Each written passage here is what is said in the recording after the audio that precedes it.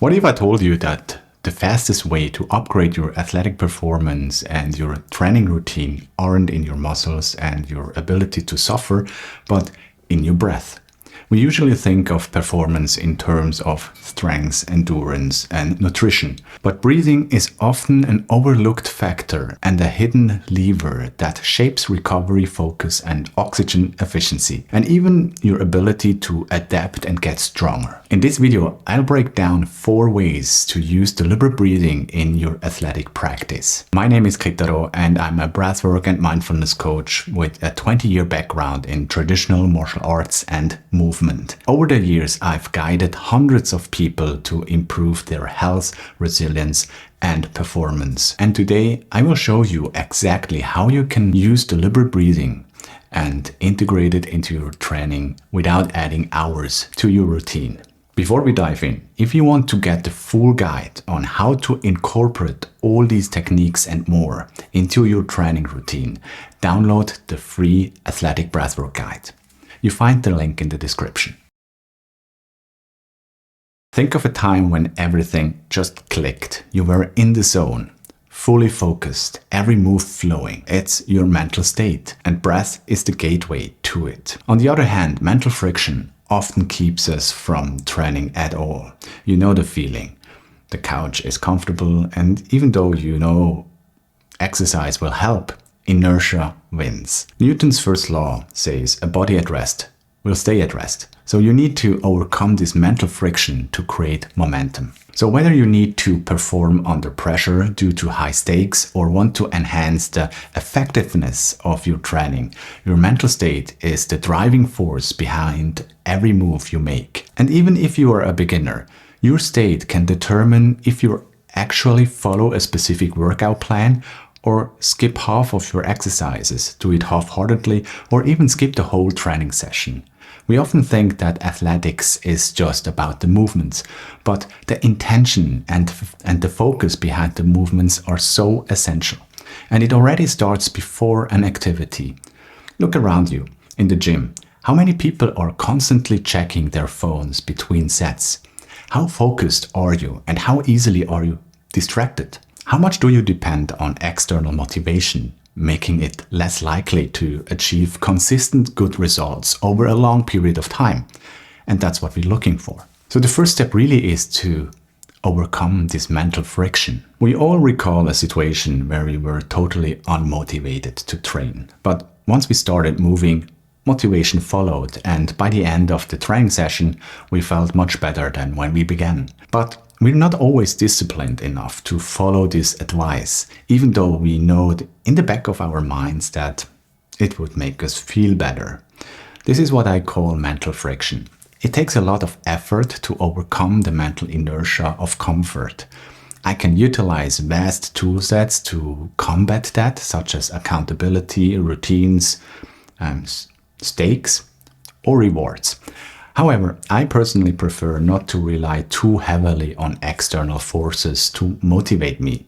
My mental strengths should go hand in hand with my athletic skills. When I thru-hiked the Pacific Crest Trail that stretches from Mexico to Canada, or the 88 Temple Pilgrimage in Japan, a 1,200-kilometer trail around Shikoku, I couldn't rely solely on internal motivation because the distances and the time it took were too much.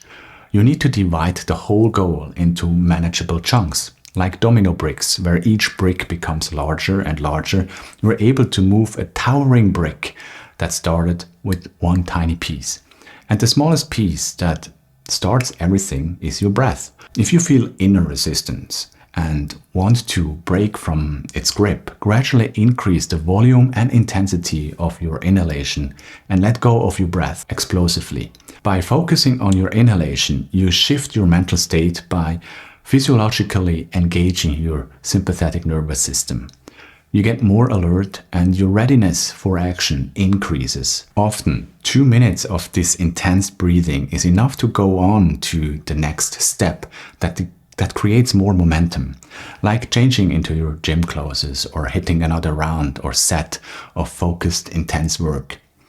This change of breathing doesn't lend you superpowers, but it's more like a forward lean or gentle push towards action that you can use whenever you encounter mental resistance. If you get lightheaded or feel a tingling sensation in your fingers, it's because you're offloading a lot of carbon dioxide. If this sensation gets too uncomfortable, you can add a 6 to 15 second breath hold on full lungs every 10 breaths or so. This is very similar to when you get scared by something and you gasp. Your body and mind shoot into action mode. So by incorporating the breath hold on full lungs, you don't offload as much carbon dioxide, which can cause a tingling and lightheaded sensation. Another way you can use your breathing to change your state is to calm yourself down. This is the opposite of before. For example, because the stakes are high and you get nervous, or you just need to focus as much as you can because you need all the control that you can get, like if you practice archery or other sports with very precise movements. Another reason why you need the ability to calm yourself and calm your arousal level down is to keep a calm head and think clearly. In many sports, a good strategy, mental clarity, and a level-headed, unemotional mindset are crucial for success. When we experience a high-level stress response, our state shifts into an action-driven survival mode. And by default, our prefrontal cortex, the thinking and reasoning part of our brain, is hijacked by the amygdala, a region responsible for anger, fear, and threat. By taking a deep and full inhale and then doing a long exhale that is about double the length of your inhale, you gradually downregulate your nervous system and become calmer and more focused. Do this for 10 to 20 breaths right before the activity. By the way, I also use this technique when I'm about to give a talk or need to stay calm and keep my focus strong. But the next part is even more important because it ensures optimal growth and adaptation. Training doesn't make you stronger by itself, but adaptation does. And adaptation happens best when your body knows the stress is over. Breath is the deliberate switch for that. After training, spend 5 to 10 minutes in calming breath work.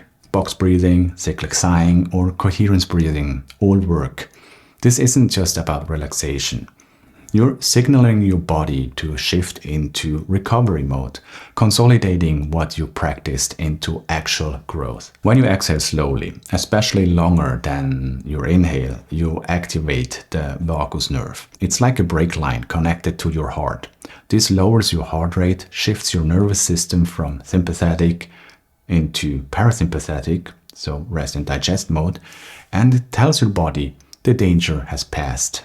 It's safe to repair and rebuild. And when you switch into that parasympathetic state, your body literally reallocates resources. So blood flow increases to your digestive system and your muscle capillaries, hormones like growth hormones and testosterone rise, and inflammatory cytokines drop. So it's a signal for protein synthesis and muscle repair. Another overlooked piece, calming breath after exercise helps consolidate motor learning. Every skill you practice, a tennis serve, a jiu-jitsu sweep, even your running stride, relies on your brain wiring new synaptic connections. Those connections stabilize when adrenaline levels drop and neurochemicals like acetylcholines or BDNF are released. Downregulating through breath creates that neurochemical environment, so your nervous system actually learns the movement instead of just going through the motions. This isn't new knowledge. Ancient martial arts often ended with breathing, qigong, or meditation.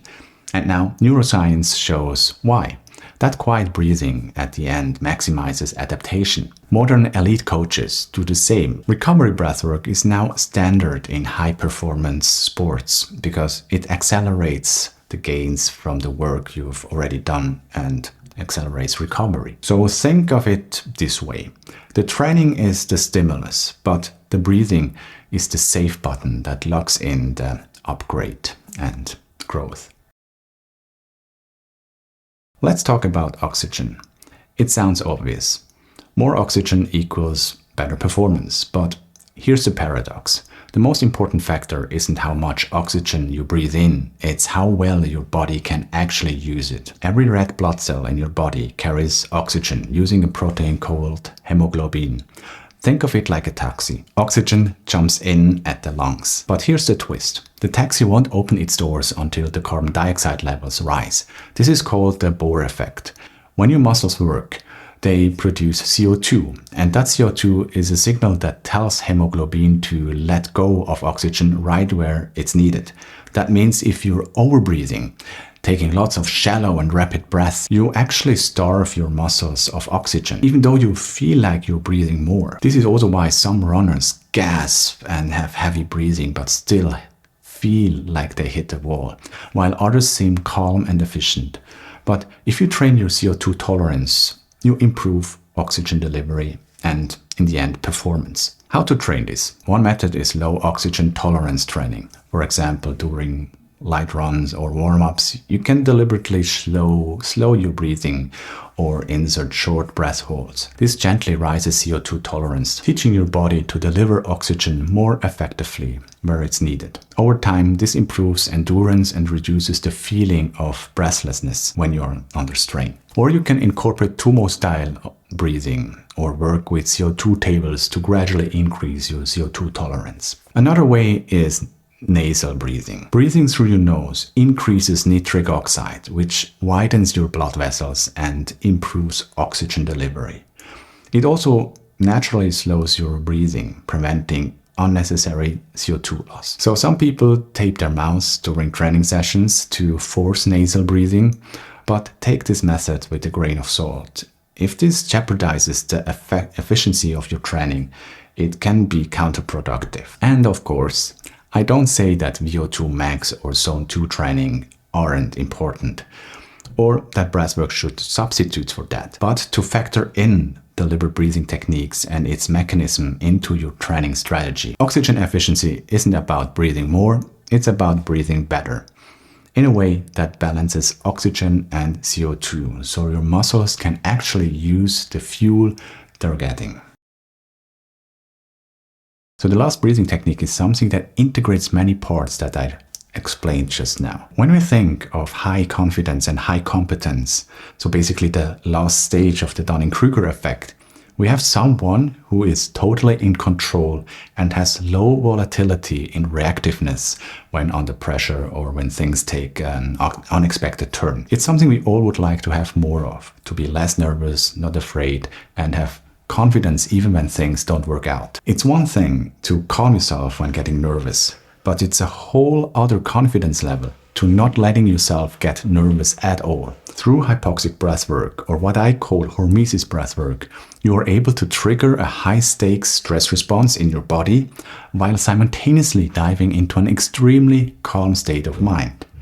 A 20-minute morning session can prime you and help you to react less impulsively and not let yourself get distracted for the whole day, even during stress. For me and many of my students, it's like a mental energy shield that helps you to live with more presence and intention and helps you to follow your habits with a clearer mind. The way you do hypoxic breathwork is to do deep and fast breathing for about 90 seconds, then hold your breath after an exhalation as long as you comfortably can.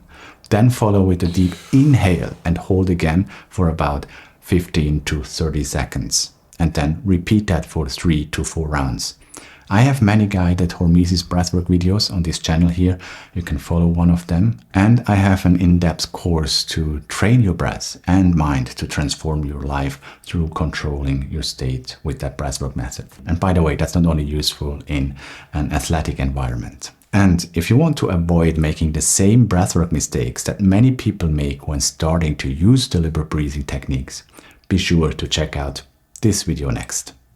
Thanks for watching and see you next time. Bye.